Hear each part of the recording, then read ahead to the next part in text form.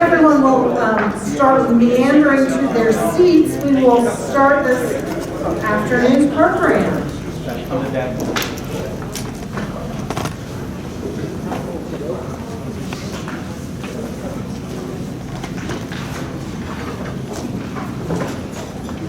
I am Molly Fortune. I'm the Executive Director of the South Carolina American Revolution Sesquicentennial Commission. You will be asked to do a spelling test afterwards on that word. We like to call it SA 250.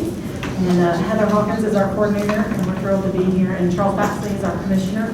We're just thrilled to be able to be here to help Carol and for this amazing symposium. And that being said, can we please give Carol a round of applause?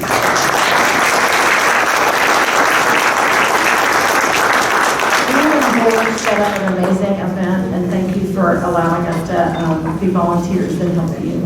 We really, really appreciate that. Just a couple housekeeping measures. If you don't know, the restrooms are out and to your left, and then out through the door. You can either go left or right.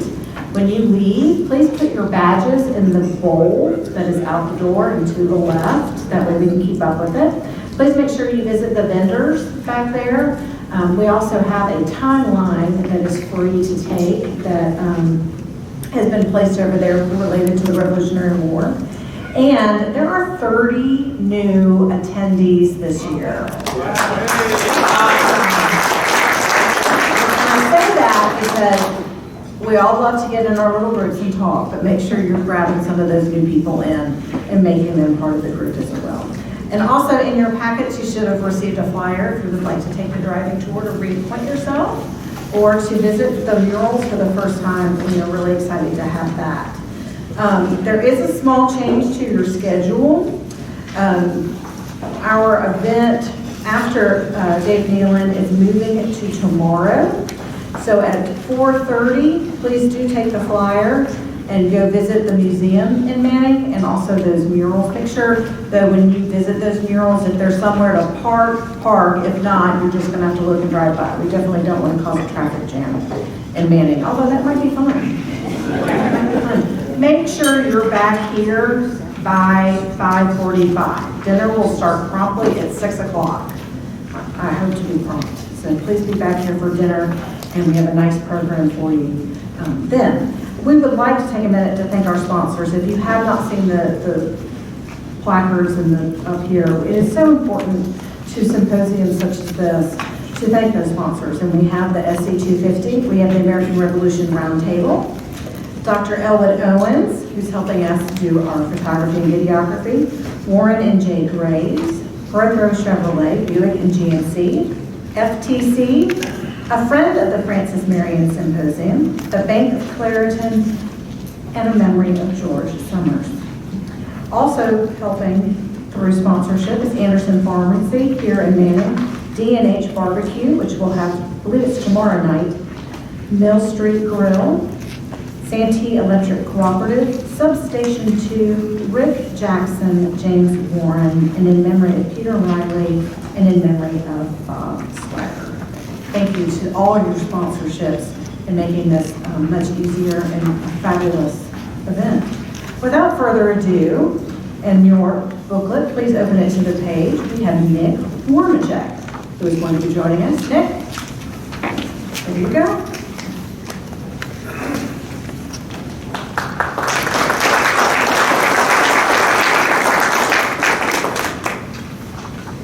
Thank you. Good evening, everyone. How are you doing today? Good. I'm really thankful to be here. I really appreciate the Summers family inviting me to come and talk about what I do with all of you guys, and I'm really glad to be here.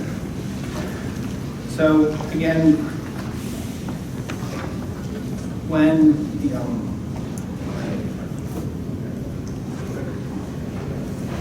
during the American Revolution, as we all know, that there was a big, large Southern campaign that kicked off in about 1779, 1780, starting with the siege of Savannah. I go to the Colonial Williamsburg and I go check out their American Revolution Museum, and they have a visual graphic that says, Southern campaign started with the siege of Savannah. Well, I'm here to tell you that there was a lot that went on before the siege of Savannah. And the South. It didn't just start there. But how did everyone get there to Savannah? Well, I'd like to enlighten you. So when independence was declared in July 4th, 1776, of course, news of the revolution spread far and wide across the Atlantic coast. All the colonies that did secede, they were very happy at the news. However, down in British East Florida, which was a recent acquisition to the Crown for the Treaty of Paris in 1763 that ended the French Revolution, or the French and Indian War, they were absolutely outraged at such an act of treason that would be conducted against their king. They were so enraged that they actually went and burned effigies of Samuel Adams and John Hancock in the government plaza of St. Augustine. So with a lot of this anti-Whig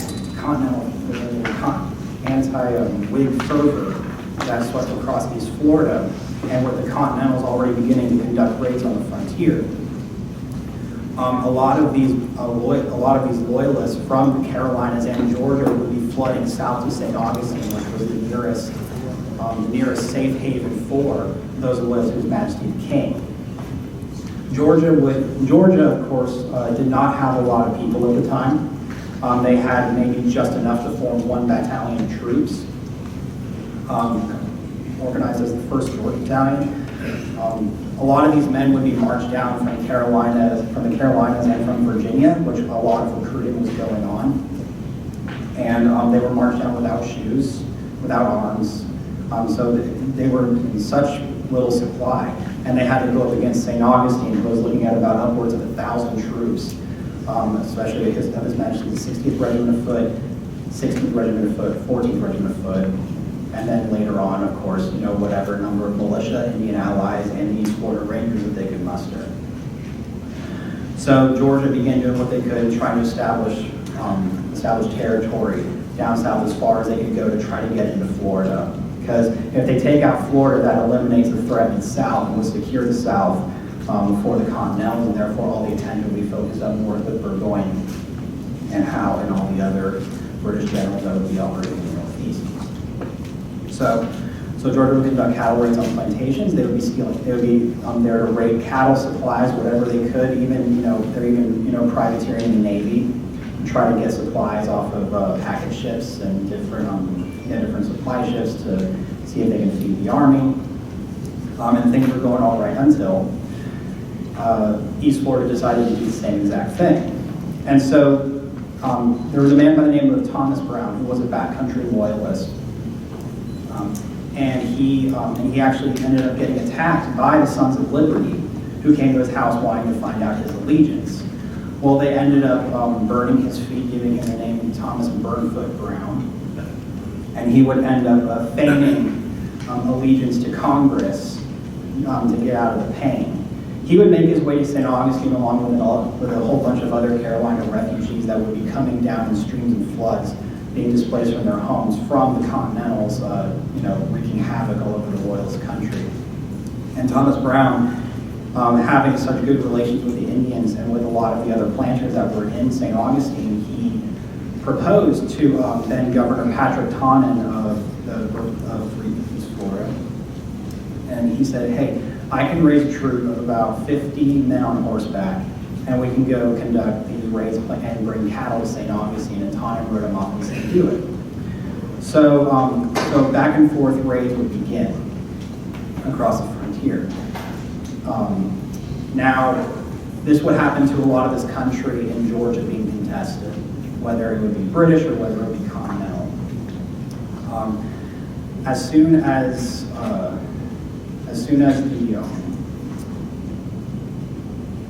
raids were getting to a point and Georgia was starting to accumulate a lot of troops, in about summer, fall 1776, they would begin staging the first invasion of Florida. Now, Georgia didn't have too many people. They only had about enough for what's the 1st Battalion of troops, whatever force they can get, militia.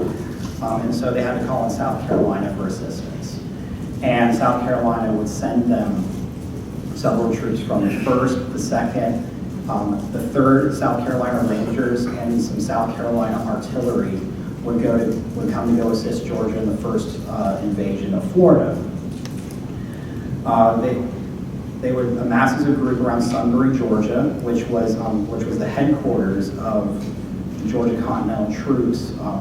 It was about 60 miles south of Savannah, and it was a port city that rivaled Savannah at the time as far as import goods, ships being built. It was a very powerful town. And that is the base of operations from which all the Georgia Continentals would be operating against East Florida. So they would amass there and they would start marching south. They would finally get to what's called Calford, or modern-day Jacksonville, to make their camp, but they find out they have no supplies. The men are getting disease and they're also deserting. So the first invasion, poof, it goes away, doesn't work. Samuel Elbert of the 2nd Georgia Battalion, he starts to get desperate because more raids and counter raids are going on, and he really needs assistance from South Carolina. They end up building a fort on the Altamaha River, what they're going to call Marbury's Fort or Fort Barrington, which does get garrisoned by the 3rd South Carolina Horse under Captain Richard Wynn. However, Richard Wynn's unit would not arrive in time to stop the Chiaja Indians, who were allies of the British, from raiding the fort, taking it and slaughtering the Georgians. And there was such a lack of coordination that Lachlan McIntosh, who was in charge of the Georgia troops at the time, wanted to call for the arrest of all the officers in Marbury's unit for insubordination, that they would not show up in time. So it was pretty common that a lot of these raids and counter raids were going on, especially with the East Florida Rangers and the Indian allies. Would be a huge thorn in the side of the Georgia troops during this campaign. Samuel Elbert would try a second time in 1777 to invade Florida. However, South Carolina could not lend him any troops this time. He was entirely on his own, so he went with all his Georgia troops. And one of his officers decided to land a little early, which would the consequences of which would culminate of them getting attacked at Thomas Creek, which is just around Callahan, Florida, which is west of Amelia Island.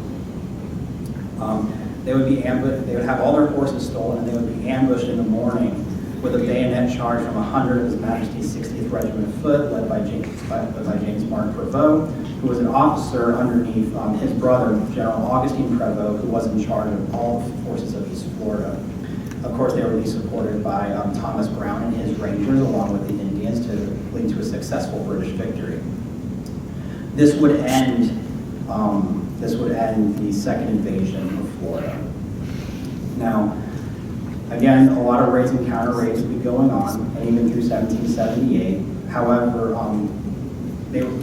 Samuel Elbert was finally able to call for more troops, and so the troops South Carolina would send the 1st South Carolina, the 3rd South Carolina, the 6th South Carolina, along with some artillery and horse, to go with to accompany Elbert on his 3rd attempt on Florida. They would all mobilize at Fort Howe, which was where the Satilla River. It's an old fort that was just burned out about a week prior by the East Florida Rangers and the Indian allies, and so they were at a bit of a disadvantage there. They didn't have a really secure place to set up, which left them open to attack. They would stay there for about a month. Chronic disciplinary problems amongst the troops because of the lack of food. They'd be stealing things, or they'd be derelict of duty. Some would be deserting. We have accounts from Colonel Thomas Pinckney of the 1st South Carolina, from some of the Georgia troops, just talking about how we had to give this guy 100 lashes because he was derelict of duty. So there's a lot of boredom amongst the troops because there's no action, and the commanders are constantly debating strategy. Now, in the midst of this, in 1778, there's a huge influx of Carolina refugees that push into St. Augustine. And then to the point where St. Augustine, again, with all the other refugees coming to them, is getting low on supplies to even sustain the colony. Georgia knows this, but the governor of St. Augustine, Patrick Taunton, he knows what he's about to do. So he takes about 250 of these Carolina refugees, and he forms them into a new unit called the South Carolina Royalists, led by Alexander Innes. And then they would be another provincial unit that would help bolster the forces in St. Augustine to be able to help defend the colony, and of course, with the big, huge plan in mind to take all the forces of East Florida and march them upwards towards Savannah. That would eventually happen. So the Georgians would finally attack. They would be organized into one big brigade, followed by the South Carolina Brigade, and they would sort of march into Florida. Now they would be around the same place, at a place called Alligator Bridge, which is actually geographically very close to Thomas Creek, surprisingly. And at Alligator Bridge, they would end up setting up their camp. Now, the East Florida Rangers were also camped nearby, and it was just a regular morning. They were waiting for the Georgians to come, and they were enjoying their breakfast. What they believed was East Florida Rangers was riding up on them hard. However, because they fired on the Rangers, it ended up being the Georgia Light Horse. However, they couldn't tell because all of them looked the same. They all had the same uniforms. They were just all wearing hunting shirts, round hats. They all looked the same, so it was very hard to distinguish, which troops was which until they're firing on you. And so with that surprise of the Light Horse charging them, the East Florida Rangers were actually able to reform, stave off the attack, and win the battle just out of that. So losing the Battle of Alligator Bridge was a huge setback for the Continentals, which with lots of more officer infighting and everything would move everyone in the Georgia troops to just say, forget it, the third invasion was a failure, let's march back to the Altamaha. And so they started marching back to Sunbury. Earlier about the time of this year, there's a fort that's built in the town of Sunbury called Fort Morris. And it's a small little earth bastion artillery fort that was used as a shore battery to help defend the town. It was named after Thomas Morris of the Continental Artillery in Georgia. This would be the one defense that the headquarters of the Georgia troops would have. It becomes important because that fort ends up getting sieged later on in the campaign, which I'll get to in a bit. So after the third invasion failed, right on the heels of that, in the fall of the same year in 1778, Brigadier General Augustine Prevost gathers all the troops that he has in East Florida and empties the city in one big push upwards up the Georgia coastline. They will run into little to no resistance because all the country between Sunbury and south has been cleared out of cattle, been cleared out of plantations, and out of inhabitants. So there's really no resistance to all of his East Florida emptying north. Because the big strategy was that Augustine Prevost was to take all the forces of East Florida. He was to march up north to help Archibald Campbell with the 71st Highlanders and all of Clinton's troops coming down from New York to go siege Savannah. And so he would march up, and he would see no real resistance until they reached about the town of Midway, which is several miles west of Sunbury along the coastline. It's a little further inland, but they're very close together. Midway Meeting House you can actually still visit to this day. It's a big, nice white church. It's right next to the cemetery. And so the Continentals they'll skirmish in the woods with some of the British. The Rangers are sent ahead as an advance guard. And the Georgians had the idea to get the drop on the East Florida Rangers. Say, hey, we're going to go ambush them. Well, the East Florida Rangers had the same idea because they're a crafty bunch. And so they ended up shooting up and killing each other. And the Continentals ended up losing the battle.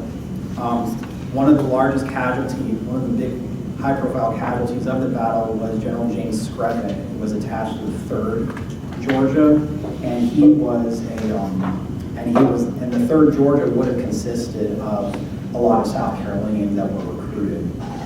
However, Screven would meet his fate in revenge for the betrayal and murder of Captain James Moore of one of the companies of the East Florida Rangers.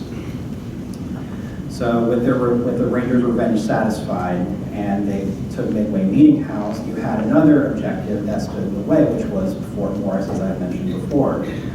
Thomas Morris was a very stubborn man, because when Thomas Brown, he was ordered to take 36 of his chosen Ranger men to move towards Fort Morris to scout it out and see what it's about. Because of course you can completely bypass Sunbury on your way to Savannah.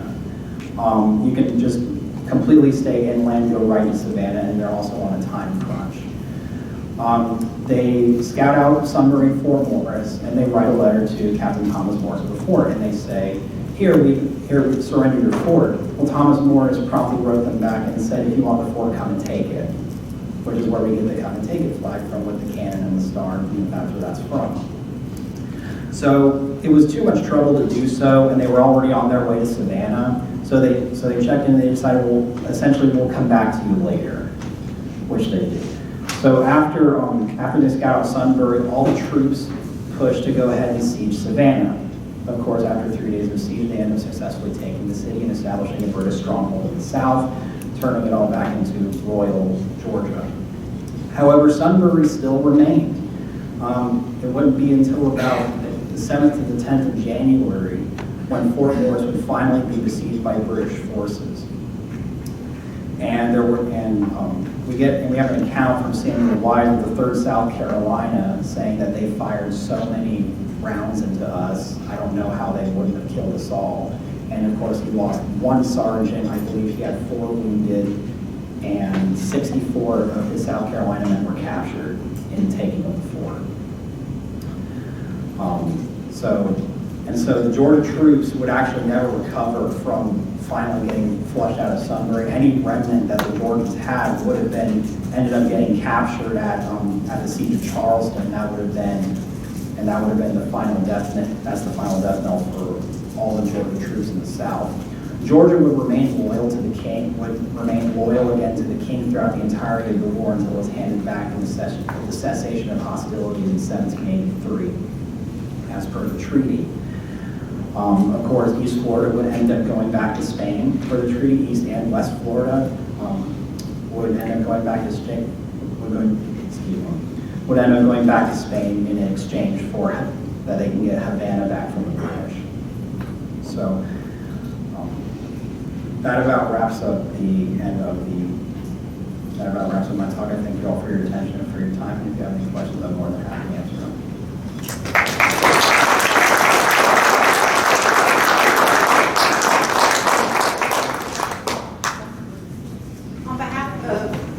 Marion Symposium and the Clarendon Girl Prom Rallies. A little thank you. What? Any questions? Oh yeah, any questions? Oh, Fritz does. What are your best sources on the campaigns in Florida? The best sources on the campaigns in Florida, oftentimes, it is surprising because it depends on where it shows up. Because we have Colonel Samuel Elbert's orderly book with us, who is with the 2nd Georgia. It shows up in a lot of letters. I've just been combing through Colonel Pinckney of the 1st South Carolina and his records. He mentioned dealing with Colonel John White's 4th Georgia Battalion of guys trying to desert and then re-enlist in another regiment. You also have a lot of correspondences coming in and out of East Florida. You have letters of General Howe. I was just reading today accounts of Lackland McIntosh talking to George Washington, which I found on founders.archives.gov. You can have the whole transcription of the letters there of them talking about the forces of East Florida and what they're dealing with and where forts are, different actions that ensue. One of the chief secondary sources that I use is this book by Martha Condrey Searcy called The Florida-Georgia Contest. And it's almost a day-by-day chronicle of what happened during those 3 years of the entire campaign that was leading up to and after the siege of Savannah. But of course, we'll begin the next chapter of the main Southern strategy in 1779 through 83. for about 81 till it ends in Yorktown. Does that answer your question, sir? Yeah, thank you. Excellent, thank you. Yes, sir. Is Fort Morris still there? Yes, Fort Morris is still there, and I often volunteer at that site. They have a lot of Revolutionary War history. They also have a lot of original artifacts, despite not having that much archaeology being done. We are hoping that some more archaeology does come out because there is so much there in Sunbury that is yet to be seen. It's still there, you can go visit it. It's a little site off to the corner. It has an excellent view of the bay. If you go behind, there's a little natural dock behind the fort. You can just see all the way out to the Atlantic Ocean. It's beautiful. It is located in Sunbury. It is a Georgia State Park. Might be a little hard to find on Google Maps, but they have it documented there. But it's a wonderful, nice site. You can sit and have a picnic there. It's great. It is the original works. However, it did see an improvement during the War of 1812, while Sunbury was dealing with a British blockade for pretty much the entirety of the war. But it's all still there. And I actually got to camp out inside of it, and it was pretty nice. Did escaped slaves side with the Royalists in Florida? To my knowledge, I know that there was about 2 companies of blacks that joined the East Florida Rangers that were made up of some of the population of St. Augustine. A lot of the economy of how that worked in East Florida, I'm not exactly sure. I do theorize that it might have been Dunmore's proclamation, the Phillipsburg proclamation, that might have to do something with that. But but they were right there with the Rangers, seeing it all and serving with distinction. Of the sites that you mentioned in East Florida or West Florida, are they well annotated? Yes. A person can find it?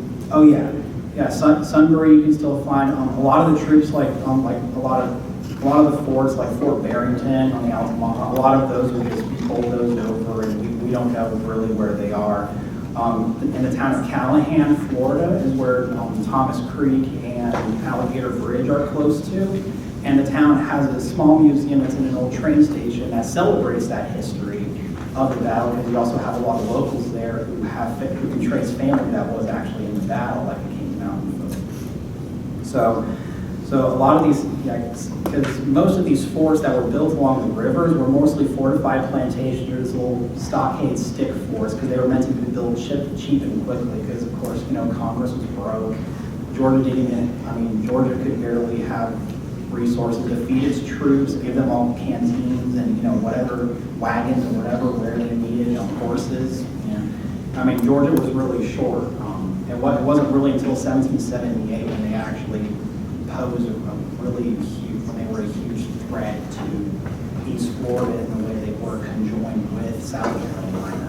It almost looked like they were about to have success, but it didn't. It just did not pan. But of course, the Castillo de San Marcos, where the troops would have been billeted at, you can visit that today. It's a very popular site. It's actually my favorite site. To go to the fort's still there. They celebrate the British history of British East Florida for about 20 years. They were there. And there's a few other sites here and there that may be able to be found, but those are the ones I know off the top of my head. Does that answer your question? Yeah, good. I'm a Georgian. You never really get her. Any other questions? Thoughts? Well, again, on behalf of the